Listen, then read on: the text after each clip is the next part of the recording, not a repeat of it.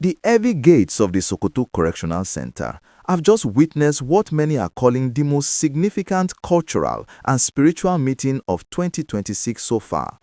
For months, the location of Nnamdi Kanu was the subject of intense debate following his late 2025 conviction, but the gist that is currently setting the internet on fire is the high-profile visit by the Ezeora 34th of Aguleri, His Majesty Eze Eri. This is not just your everyday prison visit. This is a traditional ruler of the highest order, the custodian of the ancient Eri Kingdom, traveling all the way from the heart of Igbo land to the far reaches of the northwest to sit face to face with the leader of the indigenous people of Biafra.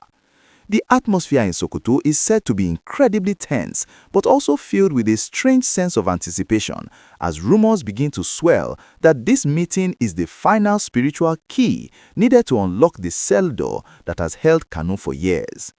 If you look at the timeline of events leading up to this January morning, you will see that the Nigerian state has recently been moving its highest-profile detainees to more secure locations, and Kanu's presence in Sokoto has been a major point of friction for his supporters, who feel he is being kept too far from his legal team and family. The visit of Eze Eri is being viewed by many as a powerful symbol of unity, especially as the leader of the IPOB continues to serve a life sentence handed down by an Abuja court in November 2025. While the legal battles have been long and exhausting, this visit brings a new layer to the story, a traditional and ancestral connection that suggests the struggle for Kanu's freedom has shifted from just the courtroom to the very foundations of Igbo heritage. Witnesses near the facility reported seeing the traditional ruler's convoy arriving under heavy security, with the local Sokoto community watching in curiosity as the royal entourage entered the prison walls. This gist is particularly captivating because Eze Eri is not just a politician, he is seen as a father figure to the entire Igbo race, and his presence in a Sokoto prison cell carries a weight that no political statement could ever match. The talk in the markets and the social media spaces is that a message was delivered during this meeting, one that could potentially change the direction of the security situation in the southeast. If you are following this story closely and you want to be the first to know when the official statement from the Aguleri Palace is released, please take a moment to hit the like button on this video. Your engagement ensures that we can keep providing these deep dive reports on the most critical issues affecting our nation. And if you have not already done so, make sure you are subscribed to this channel.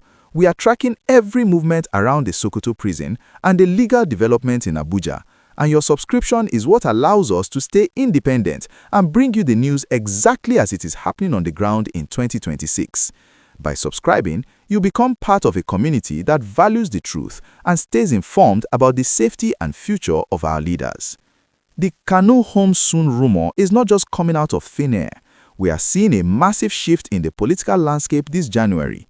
Just yesterday, January 20, 2026, the streets of Abia, Anambra, and Ebonyi were filled with Trump solidarity rallies. The inauguration of Donald Trump in the United States has seemingly breathed new life into the movement, with many supporters believing that a new international focus on human rights will force the federal government's hand. This, combined with the recent visit of Governor Alex Otti to the same Sokoto prison in December 2025, suggests that there is a back-channel negotiation currently taking place. The gist is that the government might be looking for a way to de-escalate the tension in the southeast by considering a political solution, especially now that the legal cases have reached their final destination. People are speculating that Eze Eri's visit was to provide the cultural guarantee needed to ensure that if Kanu is indeed released, there will be a structure in place to maintain peace and order. However, we must also look at the other side of this story. The military high command, led by Major General Michael Onoja, has recently been vocal about the improvements in security since Kanu's imprisonment. They argue that the decimation of the sit-at-home orders and the reduction in violence are direct results of the leader being behind bars. This creates a massive military confusion when traditional rulers and governors start pushing for a release. Some security analysts are asking, will a release at this point undo all the gains made in 2025? Or is the silence in the southeast just a calm before the storm that only Kanu's release can permanently settle? The related talk in the youth is that the legal system has done its part, but the heart of the people still beats for their leader, and as long as he is in Sokoto, the region will remain on edge. The technicalities of this visit are also quite fascinating. It is rare for a traditional ruler to visit a convicted inmate in such a high-security facility. Reports suggest that the visit lasted for over 2 hours, and unlike previous visits where Kanu was seen in his usual attire, this time the gist is that the meeting was very formal and somber.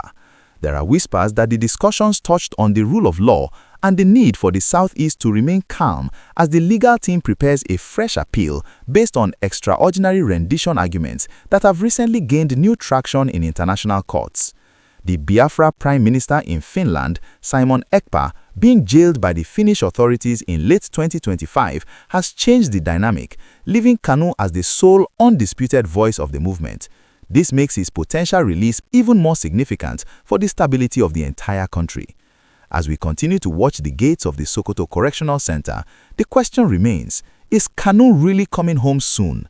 The mix of traditional diplomacy, international political shifts with the new S administration, and the persistent pressure from Igbo socio-cultural groups like the Ndinbu Worldwide Union suggests that the Kanu chapter of Nigerian history is far from closed.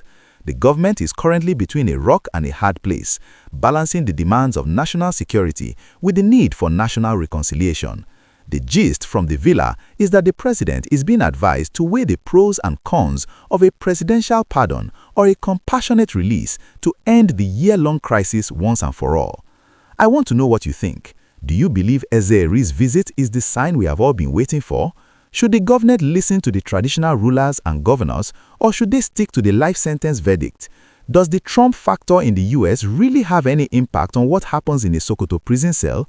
The comment section is open, and I want to see your gist and your opinions on this. Please share this video with your family and friends in the Southeast and in the diaspora. Everyone needs to be aware of these 2026 developments. And one last reminder, if you enjoyed this storytelling style and you want more of these news deep dives, please make sure you hit the like button and subscribe to this channel right now. Your support is the heartbeat of our reporting, and we will continue to bring you every update as the story of Nnamdi Kanu and the Eri Kingdom unfolds. Stay vigilant, stay peaceful, and I will see you in the next update as we continue to track the path towards justice and peace in our land.